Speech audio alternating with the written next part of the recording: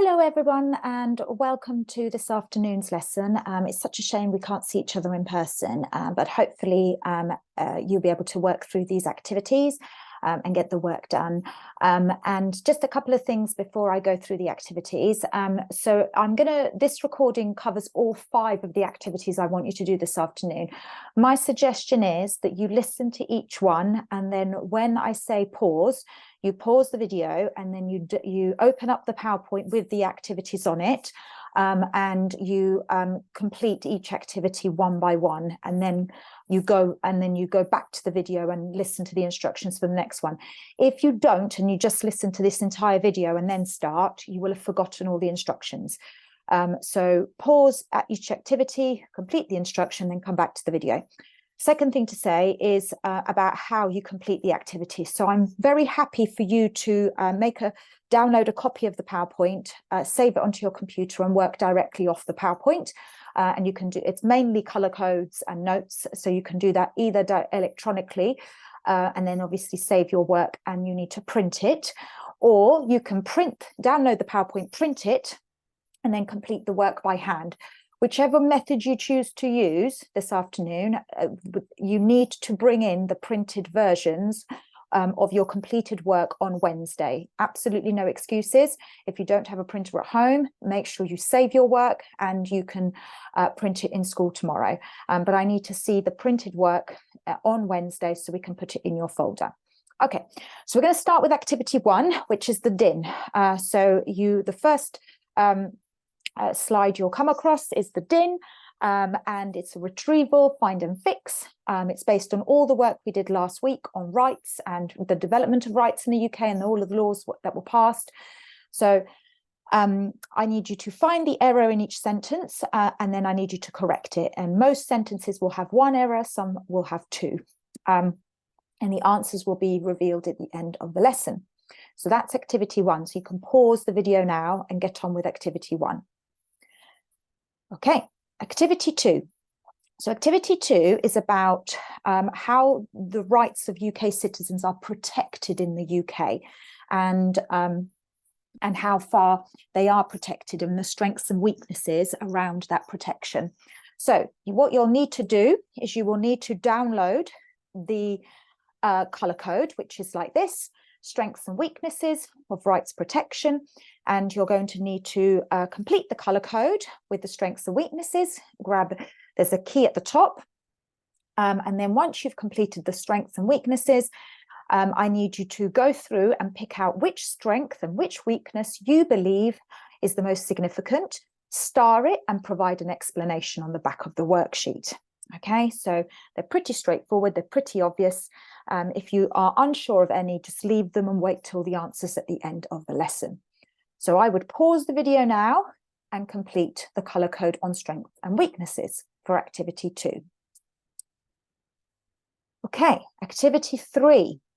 So I need you to do a little bit of work on civil liberty groups. Okay, these are groups that protect and campaign for people's civil rights and liberties. Okay.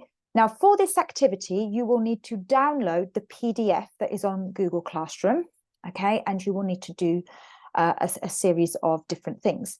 But just to explain what a civil liberty group is, okay, they seek to champion and defend civil rights and liberties in the UK, and they act much like pressure groups in that they have members and they encourage people to go on demonstrations and activities and so on and so forth. But they are much more than just a pressure group, and often work like think tanks and lobbyists. And they do the following things. So if you have a little read of that list at the bottom, okay, they conduct research, they produce evidence and reports that often go to the government. They attempt to persuade those in government to think in a particular way or amend legislation, so they're acting like a lobbyist. They speak up in support of an issue on the international stage, and they also bring legal challenges in but on behalf of those people who can't do it for themselves, often like people who've been like imprisoned unfairly and so on and so forth. And so they act within the law as well, and they act as legal counsel as well. So activity 3 then, what I need you to do is read through the case studies on 2 civil liberty groups, one called Liberty and one called Amnesty International. And for each one, I need you to do the following. I want you to highlight and annotate the methods that they use. Okay, there's an entire section on methods for each. You need to read through that and highlight and annotate it. And then I want you to pick out which method you think is the most important or significant and explain why. Then I want you to move on to the section about successes for each one. And I want you to pick out the most significant success. Then I need you to do the same, but for the failure section. And then finally, I want you to highlight and identify the key reasons it was successful. Now, when you open up the PDF, I should say, you'll notice that each group has those sections in it. Okay, so it's quite easy to do the highlighting and the annotating. Okay, but there are 4 things I want you to work on that. Now, that's quite a big chunk of work, so it's going to probably take about 20 minutes to do it properly. So don't rush through it. Okay, really go through it. And then if there's anything you don't understand, look it up, okay, and do some research on it. So I need you to now pause the video and get on with activity 3.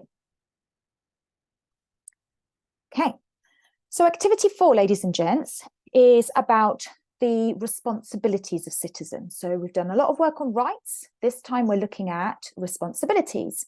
And what I need you to do for responsibilities, okay, is complete another colour code. Now, I'm just going to explain a little bit about the significance of responsibilities. So at the top of the colour code on responsibilities, it says at the top that the responsibilities of UK citizens have never been codified. What that means is they've never been enshrined in law. Now, that effectively means that there is nowhere that says that it is our responsibility to do X. There are laws that tell us what happens if we don't do X, but there are no laws that positively say we have a responsibility to do this. Okay, so we have kind of negative laws, but not positive laws in terms of responsibilities. Now, that means that citizens' responsibilities in the UK are sometimes a bit blurry. Some are really clear, and what that means is they're accepted by everybody, and some are less clear. Okay. And there's a big debate about whether we should be passing laws to make it clear which responsibilities, you know, who has what responsibilities, okay? So for activity 4, what I want you to do is read through the colour code. Here it is. And I want you to colour code the statements into whether you think that the responsibilities are clear or not clear, okay? All right. And then, what I want you to do is I want you to think about 2 further responsibilities that are clear and less clear and write them down. Now, just to give you an example, okay, if we look at this colour code, okay, a clear responsibility, one that is well accepted by everybody, is to obey the law. So we don't have a law that says everyone must obey the law in the UK. But it is very clearly obvious, it's obvious that you have to obey the law, because if you don't obey the law, there are repercussions, okay? Now, a responsibility which is less clear, I would argue, okay, is, for example, if we look at the bottom left-hand side, to respect the rights of other citizens, okay? Now, the reason why that's less clear, okay, is because it's not very clear whether, you know, which rights we have to respect and what might happen if we don't respect them. There are no laws that actually, there's no law that tells us that we have to do it. There are just laws that sanction us if we then infringe other people's rights, but that's not completely clear either, okay?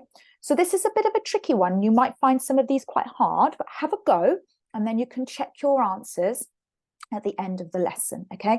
And then have a go at thinking about which responsibilities do you think are really clear, in your opinion, other responsibilities, write them down, and which are less clear and write them down. And you might need to do a bit of research on that. So I want you to pause the video and I want you to have a go at doing that colour code. Okay, final activity, which is going to focus on individual versus collective rights. So a collective right is a right that is shared by the entire community. And sometimes our individual rights come into conflict with collective rights. And I'm going to give you an example in just a moment. So your final activity is a further colour code to keep it nice and simple. So you need to download, okay, this slide, and I want you to color code these statements into whether they are individual rights or collective rights, okay? So are they rights that people have as individuals, or are they rights of an entire group, okay? And once you've done the color coding of individual versus collective, you need to then link the corresponding individual right to collective right, okay? And you'll be able to see the pattern, okay? So for example, if we do one together, okay? So if we have the right to press freedom, okay? So top row on the right-hand side, the right to press freedom. So we all have the right to read about news as it happens correctly in the press, okay? And the press have the right to basically publish accurate news. And that is an individual right. We have the right to press freedom, okay? Now, if we then look at a collective right with regards to press freedom, okay, a collective right would be, okay, the middle one, the very, very middle one, okay, which is second row, second column, right in the middle. And there it says the right of public figures to keep their private lives private, okay? All right, and that's a collective right. So that's a right that applies to public figures. So even though we have the right to read about people in the press, and the press have the right to publish stuff about us and publish stuff about people, there is a collective right that basically says if you're a public figure, you have the right to keep your life private, okay? Which therefore conflicts with the right to press freedom. So therefore, ladies and gents, if we go back to activity 5, this is where once you've linked the individual to collective rights, and you can check those at the end, okay, at the end of the lesson, I want you then to pick one example, okay, and you can pick the example we've just done now if you want to explain why there may be a clash. So if we all have the right to press freedom, okay, and we have the right to read about people's lives in the press, and the press have the right to write about people's lives, well, therefore, if then public figures have the right to keep their lives private, then there's a conflict, okay, and you need to explain that conflict, all right? So pause the video now and complete activity 5. Once you've done that, that's the end. Obviously, bring all your work in on Wednesday. Check your answers at the end of the lesson. Okay, bring your work in on Wednesday and we will pop it in your folder. Thank you very much, Year 10. Good luck. Any questions, pop them on Google Classroom. Thank you very much.